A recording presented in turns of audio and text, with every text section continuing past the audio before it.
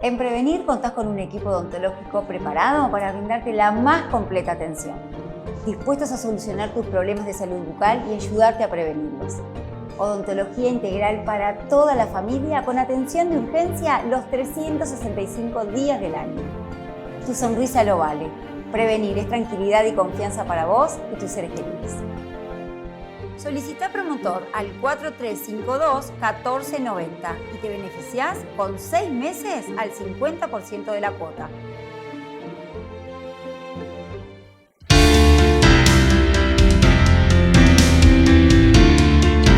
Y amigas y amigos, estamos, como pueden ver, en el otro lado de la pantalla, al profesor Alejo Pérez, quien ha sido uno de los protagonistas, porque resulta electo delegado por Florida ante la Asamblea Técnico Docente de UTU en estas elecciones que se celebraron el fin de semana.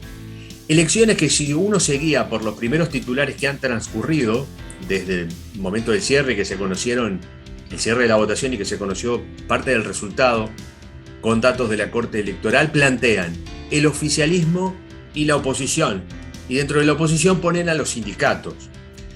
Por eso nos gustaría, Alejo, poder comenzar por ahí. ¿Cómo le explicamos a quien no está vinculado al ámbito gremial docente por qué se estableció ese posicionamiento previo y ahora después que se conocen los resultados? Bienvenido y te escuchamos. Sí, el escenario se planteó en esos términos, en oficialismo y por un lado y las listas sindicales de la coordinadora de sindicatos de la educación por otro. Pasó a causa de la elección de los dos delegados, a los trabajadores, al docentes, al CODICEN, ¿no? Que era, más allá de las elecciones que tuvimos en UTU, en primaria, en secundaria, con la elección de las ATDs, de los miembros de la Asamblea Técnico Docente, que es muy importante, obviamente, y es lo que salimos electos. Más allá de esa elección particular de cada subsistema, o sea, de secundaria, de UTU, de primaria, estaba la más importante, que era la de los dos delegados docentes, los dos representantes docentes en el CODICEN.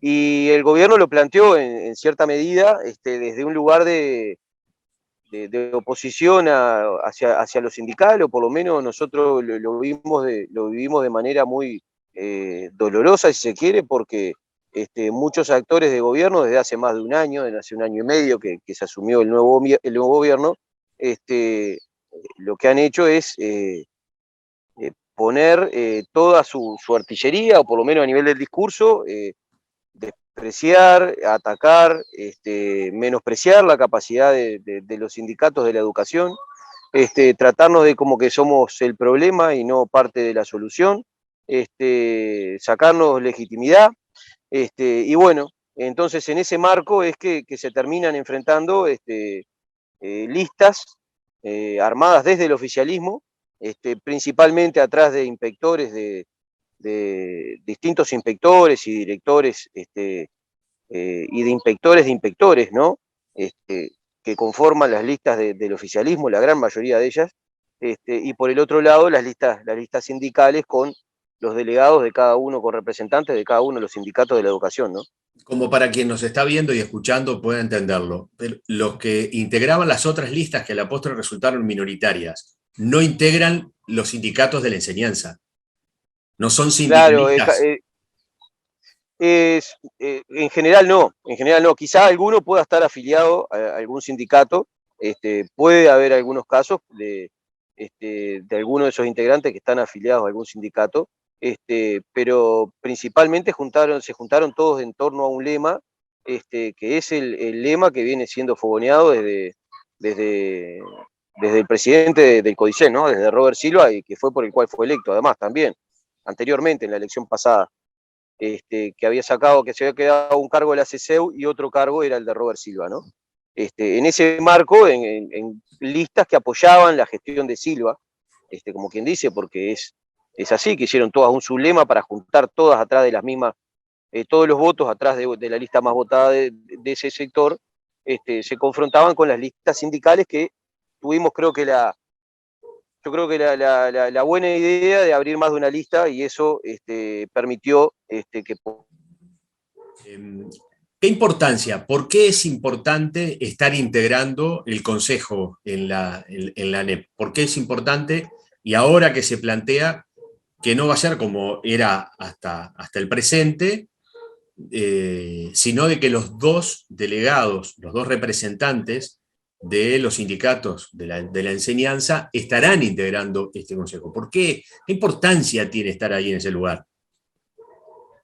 Yo creo que la importancia que tiene es mantener la representación docente, una representación docente legítima que responde a distintos colectivos organizados, en este caso, que discuten y que llevan adelante sus planteos de forma democrática, y que esto no hay que ponerlo en duda, porque creemos que no le hace bien a la democracia.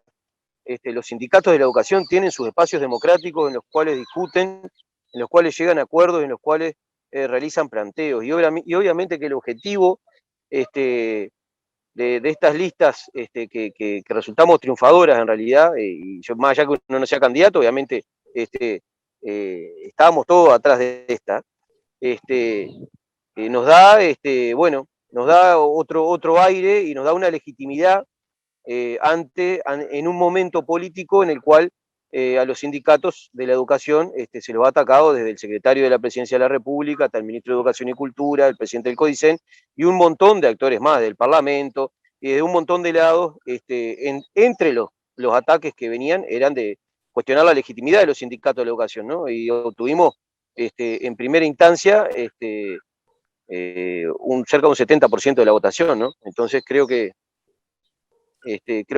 la diferencia es grande y la representación de los sindicatos está garantizada y bueno, ¿Y no estamos conformes con eso. bien, ¿y qué aspectos son los que allí se piensan discutir, se piensan llevar? Deduzco, vendrá de la mano de lo que fue toda esta campaña electoral, entre comillas, que se desarrolló para poder lograr esta votación. Sí, primero que nada, volver a entablar mesas de diálogo y de intercambio y de discusión, ¿no? Nosotros desde hace un año a esta parte hemos perdido no solamente los consejos, que eran los lugares donde nosotros participábamos directamente, el consejo de UTU, el consejo de secundaria, el consejo de primaria, que se transformaban en direcciones generales con un solo director, sin participación docente. Entonces queremos, bueno, que se vuelvan a instalar las partes, por lo menos la negociación bipartita, bien, como en cualquier trabajo que podamos discutir cambios de planes, que podamos discutir reformas de estatuto, que podamos discutir un montón de cosas que se quieren llevar adelante de forma completamente sin consultar a los docentes. Y consideramos que somos un actor relevante en la educación, ya que somos lo que trabajamos ahí, y por lo tanto creemos que debemos ser consultados. Obviamente que no somos los que gobernamos, nunca lo fuimos. Siempre la representación docente fue minoritaria en los consejos, pero lo importante era la voz y era el intercambio. Y desde el nuevo gobierno, desde Robert Silva, desde el nuevo gobierno que arrancó el 1 de marzo del año pasado, si hay algo que se ha dejado de lado en la educación es el diálogo, y se ha ido por la vía de la imposición. Creemos que este resultado debería hacer pensar a las autoridades que la vía de la imposición y la vía del ataque sistemático a los sindicatos de la educación no es el camino, por lo menos los colectivos docentes, agremiados y no agremiados, así lo expresaron ayer, ¿no? Uh-huh. Hay uno de los aspectos, lo mencionaste desde el principio, que se ha puesto sobre la mesa en esta clara oposición existente entre quienes están en el oficialismo, están en el gobierno, y los docentes, en cuanto a la legitimidad o no del paro. Da la sensación que se está poniendo en tela de juicio la legitimidad de esta medida sindical. ¿Cómo la están evaluando los docentes en este tiempo, en este año y medio? ¿Cómo están evaluando esta situación que se plantea? Sí, no, en realidad primero la primera herramienta que tenemos los trabajadores a la hora de reclamar por nuestros derechos, por nuestra situación laboral, por la situación laboral de un montón de compañeros que han perdido su trabajo y que seguramente de seguir la forma con la que se está gobernando, por ejemplo, en UTU, con los recortes presupuestales, van a llevar a que varios compañeros que hoy están trabajando no tengan trabajo el año que viene. Si la vía es la imposición y no el diálogo, no nos dejan más camino de tener que manejar, entre otras medidas, el paro. Obviamente que no es lo que queremos, que no es lo que queremos, porque nosotros nos gusta llegar a fin de mes y cobrar el sueldo como todos los trabajadores, y si hacemos paro, obviamente a nosotros se nos descuenta, en el caso de secundaria se nos descuenta más de lo que de lo que se nos paga a la hora, por ejemplo. Pero bueno, consideramos que no queremos hacer eso, pero si no hay un lugar de negociación, un ámbito bipartito donde uno pueda establecer, intercambiar y haya un diálogo realmente productivo para tratar de mejorar la educación, que es lo que queremos todos, la educación pública, eh, se hace difícil, se transforma en un diálogo de sordos, ¿no? Ahora, Alejo, ¿cómo en esta proyección de más pérdidas de horas que las que ya han denunciado que existieron en este año y medio, pensando en el año lectivo próximo, no atenta directamente también contra la calidad de la educación que se pretende dar? Es decir, o con los docentes que están y con menos horas, el sistema educativo puede seguir funcionando como si nada hubiera pasado. Y hay cambios, ¿no? Hay cambios, por ejemplo, en lo que es en UTU, para ir a algo concreto que uno conoce de primera mano, los FPV de primer año en su gran mayoría van a desaparecer. ¿Por qué? Bueno, porque desde el gobierno se plantea que los adolescentes, niños de 12 años que salen de la escuela deberían pasar directamente a un primero de ciclo básico tecnológico. Eso lo plantean como lo ideal y por lo tanto le restringen la entrada a los FPV. ¿Qué es lo que va a causar esto o a qué se apuesta con esto? A lo que se está apostando es, hay que ver cuáles son los números de los grupos de primero que terminan quedando de primer año, ¿no? De UTU, si son números de 20 y pico o son números de 30 y pico, ahí cambia la ecuación sustancialmente, pero además hay un porcentaje de chiquilines que termina estudiando en FPV, que en realidad ahora no tiene la opción de ir directamente a un FPV, entonces tiene que hacer el tránsito del fracaso educativo para terminar en un FPV. Bien, no puede elegirlo como primera acción porque le obligan a ir a primer año de ciclo básico tecnológico. ¿Y qué Pero, diferencia, perdón Alejo, sí, como para que nos entiendan los que nos están viendo y escuchando, qué diferencia hay entre un FPV y uno tecnológico? bien, el ciclo básico tecnológico, si bien tiene tecnología y tiene algunos talleres puntuales con una carga horaria reducida, tiene una carga de asignaturas más tradicionales, por decirlo de alguna manera, importante.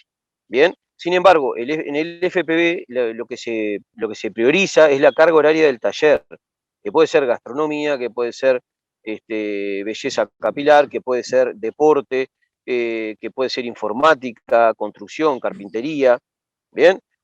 Con una formación más puntual capaz que a lo que el adolescente le interesa. ¿Bien? Por ejemplo, puede ser un FPV de vivero, ¿bien? Algo que al chiquilín realmente le interese y que lo motiva, porque eso tiene una carga horaria muy importante y es lo central. Todo el ciclo ronda en torno al taller. Todos el resto de las asignaturas articulan con taller. Tiene una atención mucho más individualizada, con los chiquilines, tiene educadores, tiene psicólogos, claro, es una educación más cara, sí, pero apuntando a una población que históricamente lo que pasaba con esa población era que fracasaba en el ciclo básico. ¿A qué se apuesta ahora? Bueno, a que vuelvan a fracasar en el ciclo básico para después ir al FPV. Bien. Otro de los temas que ha estado en la agenda durante este tiempo y ha generado controversias y ha generado conflicto es el uso de las licencias sindicales. ¿Es la excepción lo que ha sucedido, lo que ha salido a la luz hasta ahora, o es la regla, como aparentemente se pretende instalar?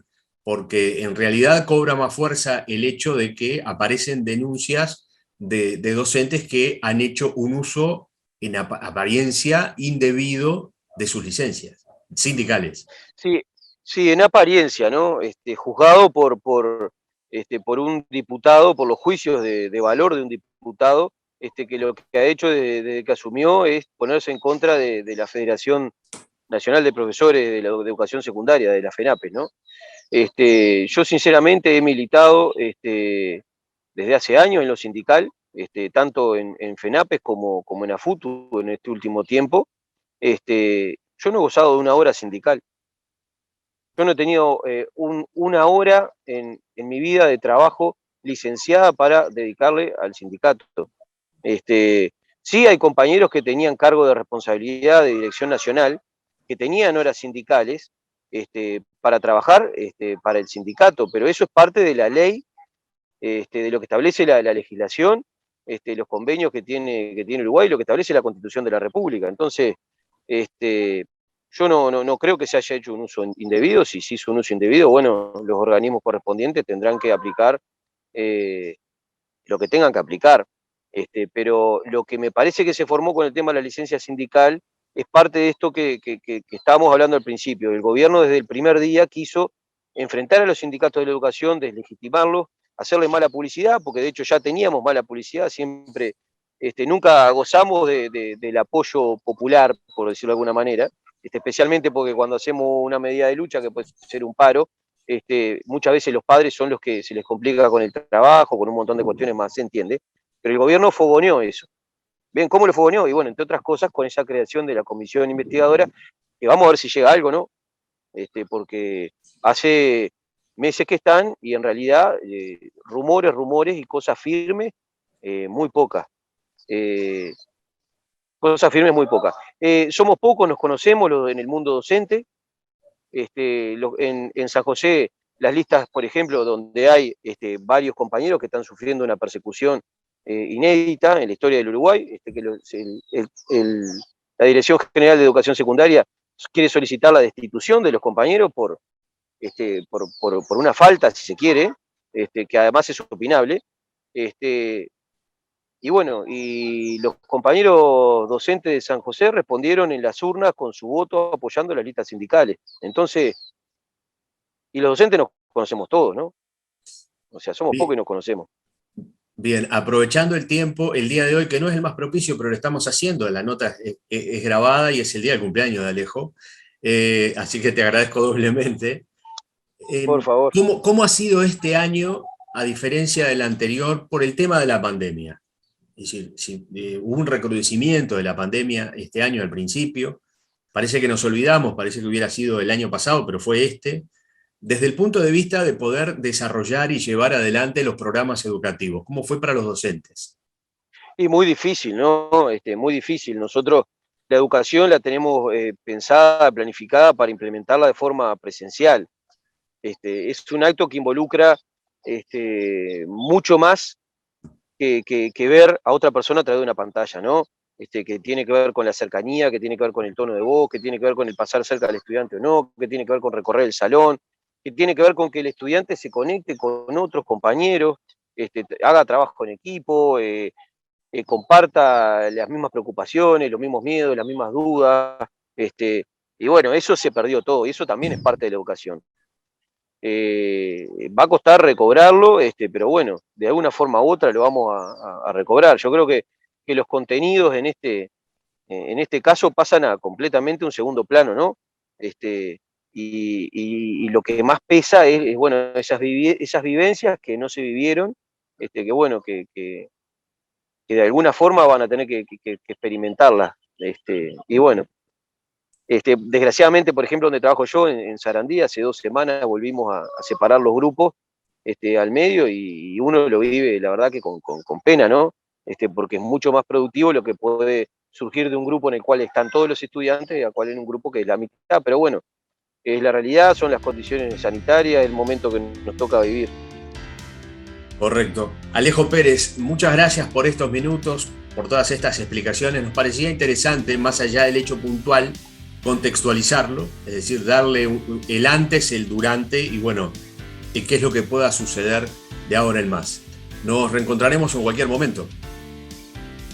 Bueno, muchas gracias y bueno, nada, reiterar la alegría que sentimos por el gran triunfo de ayer contra viento y marea, contra todo un aparato del oficialismo, las listas sindicales lograron en Florida, en la ciudad de Florida, una victoria de 4-1 sobre las listas oficialistas, y a nivel de todo el país es un 3-1. Entonces estamos muy conformes, muy contentos y realmente con ganas de seguir peleando por la educación pública. Muchas gracias. Nos vemos en cualquier momento. Un abrazo.